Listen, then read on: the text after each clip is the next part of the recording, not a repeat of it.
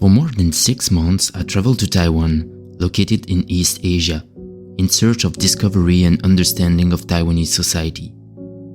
My primary goal was to get to know its people, their aspiration, their travels, their strengths, and their weaknesses.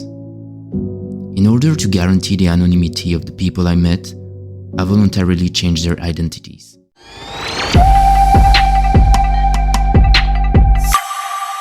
Keep Your Wings, le podcast. Chapter 1. A Drop in the Ocean.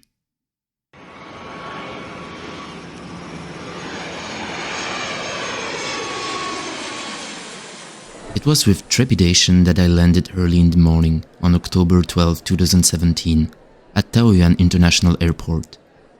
It's one of Taiwan's 3 major airports. With a dry throat, numb feet, and disheveled hair, the blood vessel that irrigated my eyes had already abandoned me for several hours anyway. I was a curious spectacle for the custom officer, who seemed to be scrutinizing me from either side.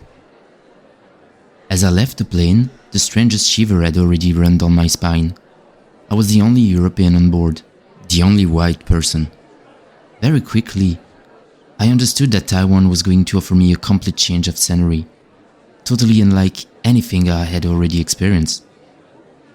The signpost, the hubbub, the announcement crackling through the speakers constantly reminded me that the world I found myself in was going to be very different from the one I had left.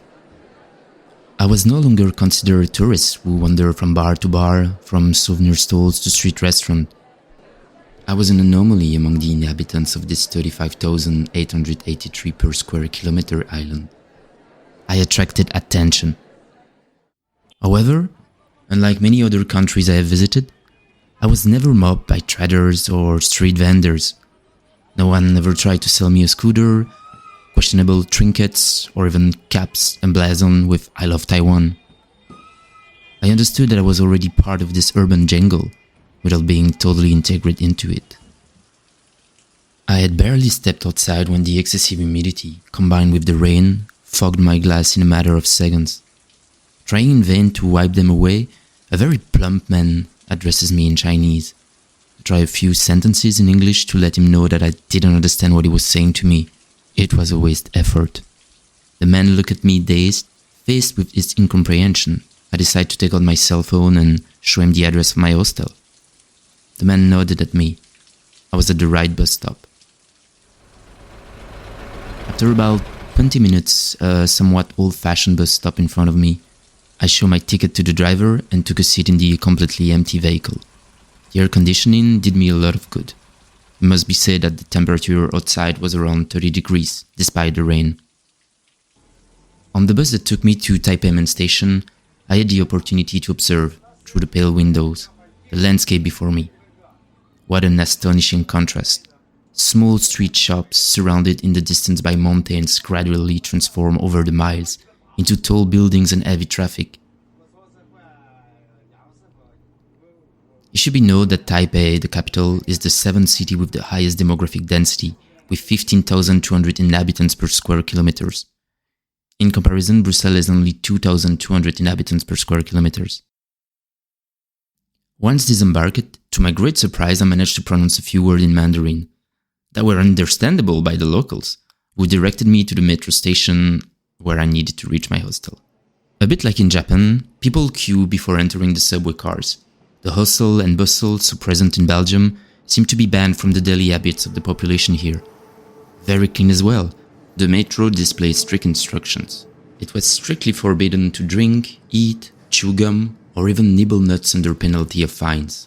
Unlike Japan, the subways in Taipei were very noisy. People laughed out loud, talked loudly, and didn't hesitate to greet each other, even on the other end of the metro. However, one thing remained consistent.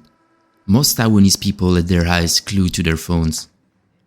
I mean, I couldn't blame them. I was also glued to mine, almost forgetting that I didn't have any internet plan to help me find my way. It was only once I left the Shinihanro station that my adventure truly began, punctuated by the incessant background noise caused by the heavy rains. I felt like my senses had been taken away from me.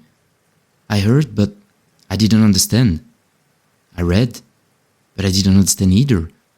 The language barrier was truly the first obstacle that I had to overcome as quickly as possible. Once settled in my hostel, I realized that I was at least 3 hours early for checking, and therefore my room was still not ready. After leaving my bag, I set off in search of discoveries, too eager to explore this new playground. I rushed to the first street restaurant in Taiwan. The smells quickly tickled my nostrils. Fried chicken, dumplings, beef noodle soup, grilled fish, everything I loved in one place.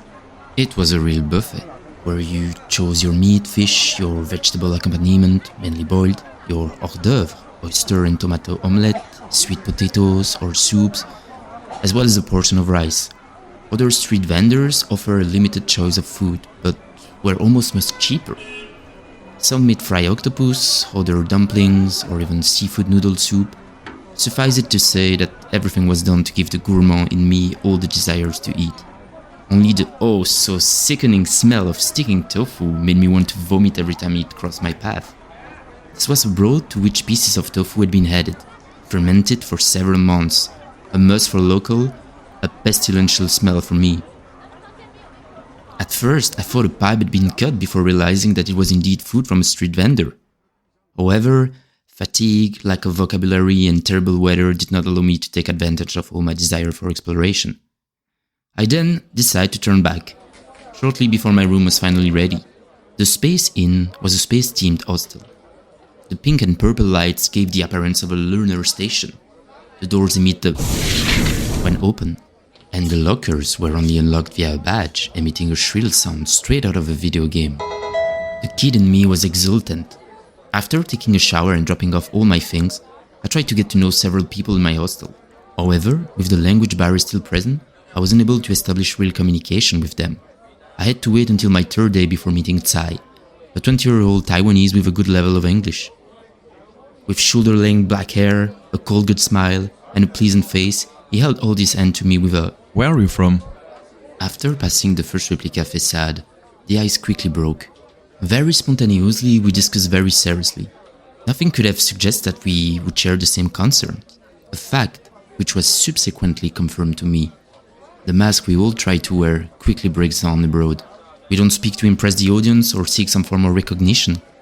We seek to reassure ourselves by laying our cards directly on the table with our interlocutor. Tsai had been traveling between London and Taipei for over a year now. "I have a better future there. He explained to me. I work in finance, and I earn enough money. More than I could get here." Wasn't it too difficult to settle there? At first, I had difficulty making ends meet. It's better now. I deprive myself a little, but it's what I like to do. It allowed me to be more independent, even if that's not what my parents were concerned about. What scares them? That I am far from them. They would have preferred that I found a small business to take over, not far from their house. They would like me to get married and have children. They don't understand why we want to see other things, to travel, to discover the world before settling down for good. We exchanged a knowing look before sighing with a smile on our lips. Parents' expectations are officially universal, no matter where you are on this earth. We talked for almost an hour before Tsai left me to go to meet some friends at the restaurant. A sincere first contact and a very enriching conversation. Even on the other side of the world, Tsai's concern still resonated in my head.